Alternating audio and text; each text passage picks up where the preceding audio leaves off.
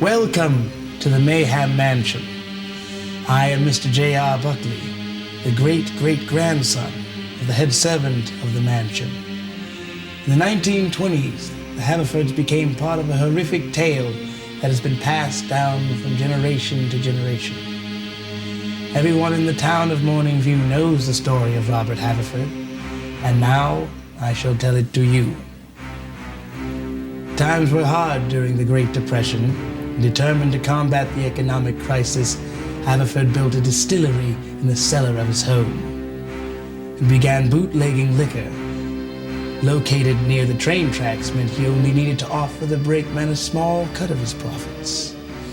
Business was booming, and he became richer from supplying all of northern Kentucky with the liquor that the government was trying so devoutly to ban.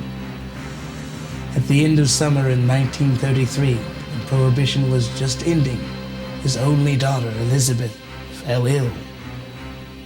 As fate would have it, instead of celebrating the fact that he did not have to hide his business, which he now believed would more than triple, all he could think about was his beloved daughter.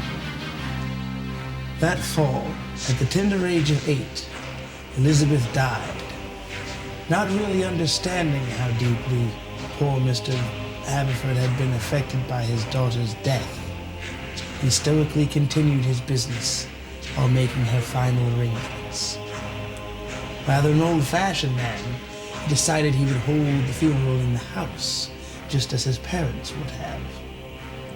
He invited friends and family and clients alike. To ensure there would be no subterfuge, he promised to open one of his finest casks. On the night of her wake, after hours of singing, dancing, and watching the newest movies, Mr. Haverford gathered his guests together. Ceremoniously, he opened the much-touted cask and began to serve the liquor.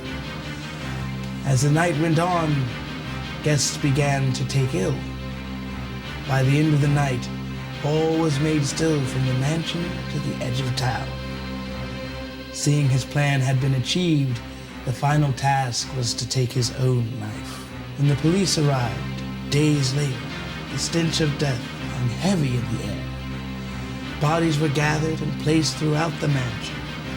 The police decided to merely board up the windows and doors and abandon the mansion, leaving the bodies to decay and their souls to wander for all eternity. With the help of modern technology, paranormal investigators have caught the spirits of Haverford's Hollow.